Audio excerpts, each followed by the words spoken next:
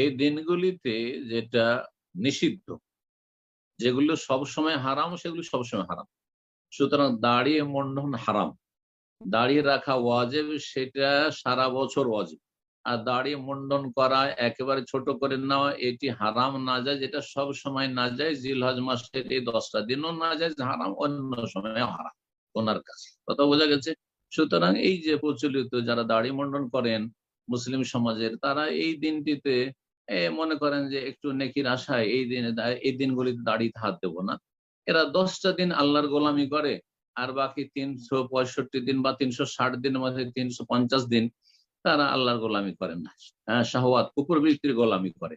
তাদেরকে দাওয়াত দেবো যে সবসময় আল্লাহর গোলামি করতে হবে।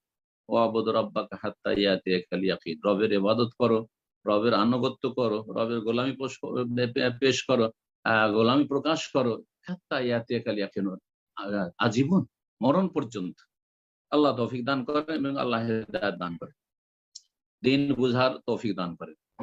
আর যে বিষয়টি বললেন, এটা একটি গুরুত্বপূর্ণ বিষয়, যে আমাদের সমাজে আমরা ছোট থেকে দেখেছি এই দিনগুলিতে জামাই বাবু এসেছে, জামাইকে কেউ ডিম দিয়ে খাওয়াই না, কিন্তু আর হঠাৎ করে তো মাছ পাচ্ছেন হয়তো গ্রামে গঞ্জে, আর মোরগ জবাই করা যাবে না, হাঁস জবাই করা যাবে না, খাসি জবাই করা যাবে না এই দিনগুলিতে। এই যে ধারণা, এটি বেদাতি ধারণা, এটি আকীদাগত বিদআত।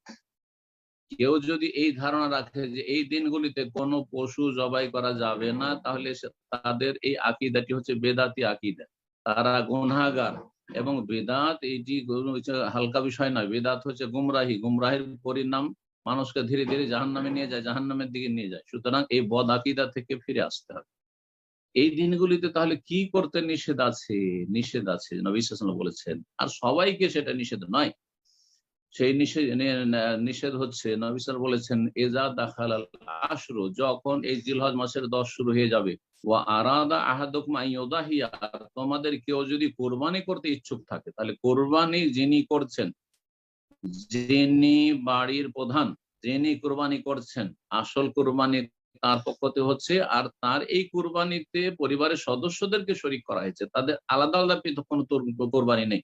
তাহলে এই যে স্ত্রী আছে, ছেলে মেয়ে আছে, তারা কিন্তু এই আদেশের আওতাভুক্ত নয়, বা এই নিষেধাজ্ঞার আওতাভুক্ত নয়। এই নিষেধাজ্ঞার আওতাভুক্ত শুধুমাত্র ওরা, ওয়া আরাদা আহাদুকুম আন ইউদাহিয়া, যেই ব্যক্তি কোরবানি করতে ইচ্ছুক, মালিক,